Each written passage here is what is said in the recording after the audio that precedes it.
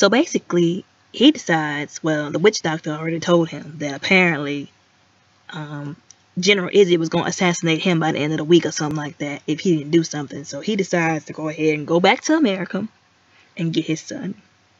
Now, one thing I didn't like about this was he decided, you just found out you got a son, right?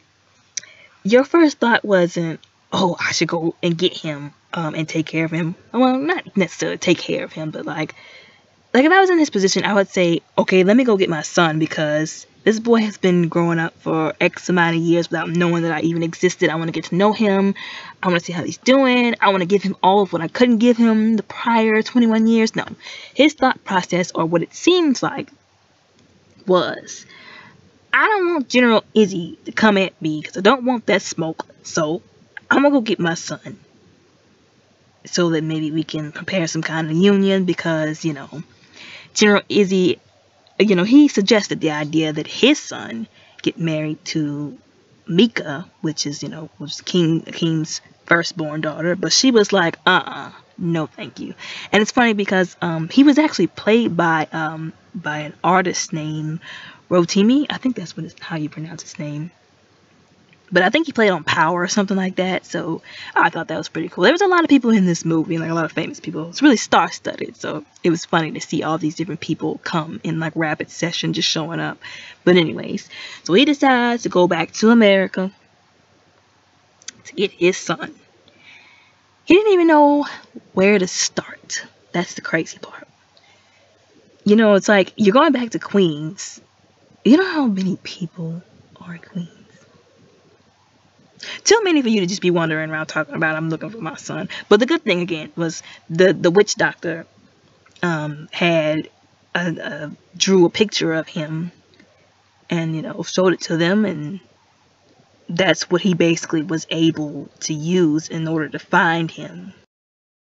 So they decided to go back to the barber shop, the one they went to all those years ago in the first Coming to America movie. See the famous, group men barbers in the barbershop and all of their shenanigans once again, which actually was a pretty smart idea. So they're like, okay guys, we're looking for my son, and we just happen to have this conveniently drawn picture of him. And they were like, oh yeah, we've seen him, he's that guy that sells tickets or whatever on the corner over there. Which again, that was pretty convenient if you ask me. A little too convenient, like movie convenience for the plot. But anyways, so what they showed you up until then, well, between those parts, was him just doing his best. His name is Lavelle. He was just doing his best, trying to make a living. He had went to get a job application. Well, he put in a job application. He was at an interview where his uncle was with him, played by Tracy Morgan. And this young man is played by Jermaine Fowler, and basically he's at the interview and he's doing his best. And of course the guy who was interviewing him was racially profiling him the entire time, but of course he got him back in the funniest way possible. He didn't get the job, was trying to do better than selling tickets to the game, which I think was like illegal, but he went back to sell some more tickets, and that's how they found him, after the people at the barbershop directed him in that direction. Now, I feel like it would have been better for him to approach Lavelle dressed as he is in this picture, because it would have made it more believable, because he just went up to him dressed in, New York gear, talking about some, I'm your father, I'm the king of Zamunda, hey, how you doing, what's up? But I feel like it would have been more believable if he would have been actually dressed as a king. But that's just me. But it just, like I said, a little too convenient that Lavelle was just like, oh, you my father? Cool. Come on, let's go home. And I was like, he could have been like a robber, a murderer, and you just brought him home. But anyway, so he brings him home. And he goes, Mom, is this guy really my dad? And she instantly recognizes him. She was like, oh, yeah, I remember him. And the sad part about this, I just got done harping about, the date rape that she performed on him. She didn't even look at it that way. That makes it even worse. She just looked at him as like a convenient piece of meat that she just, you know, pumped and dumped, and that's it. That just makes it all the more worse. But I'm gonna just keep going before I get back on the soapbox. You know, he sees all his family, the best family. They had, you know, where they were trying to surprise him for his birthday. And so he was telling her, you know, yes, this is, you know, he's my son, and I would like to take him back to Zamunda. And he was like, look, I don't need no handouts. And then Simi conveniently drops open a whole suitcase full of money and gold pieces, and that made him change his mind real quick, which I don't blame him, because so would have I. He was like, okay, I'll go back with you. And he, his mom was like, oh no, I'm coming with him.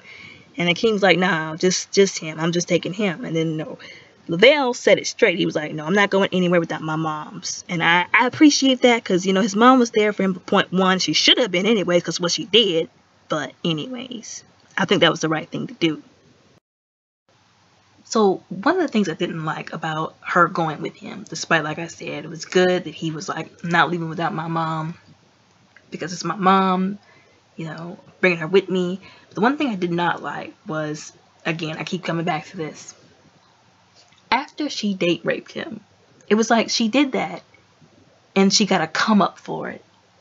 So it's like, you done all this stuff, all this, you know, heinous deed, and you're basically being rewarded later in life by being able to live in the lap of luxury.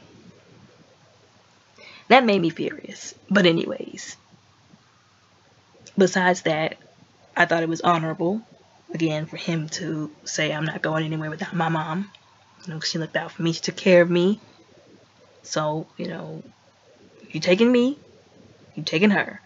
And so she left her apartment behind, and they went straight back to Zamunda.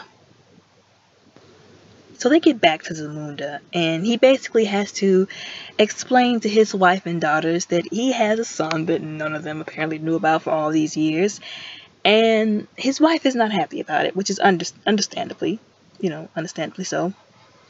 The only thing that I didn't like was that she blamed him, and I don't know if they told her what happened, like all of what happened, but she did blame him, of course, for it. And he was trying to make it up to her, and you can tell, you know, from the very first meeting that his oldest daughter, Mika, Princess Mika, she was not happy to meet him. She, he was introducing them, you know, going down the line, and she was kind of just looking at him like, ugh, you know, like, how could you bring him here? Like, you know, like, again, I can understand why she was mad too. She is technically the heir of Zamunda. She was his firstborn inside of wedlock, you know, within matrimony, to the throne of Zamunda. Technically, the throne should have been hers. You know, here he comes out of nowhere, and you know, he's talking about, yeah, I'm gonna make him my heir. So, like I said, she had every right to be mad. And you know, his wife was still so mad at him that she basically made him, I think she made him sleep on the couch, which is crazy. Like, you're the king of Zamunda. You have how many bedrooms? And your wife makes you sleep on the couch because reasons. But anyways, like I said, there was a lot of people that were mad at him, including his wife and his oldest daughter. You know, because Mika, you know, she was saying Mika has trained for this. You know, she is the heir for Zamunda.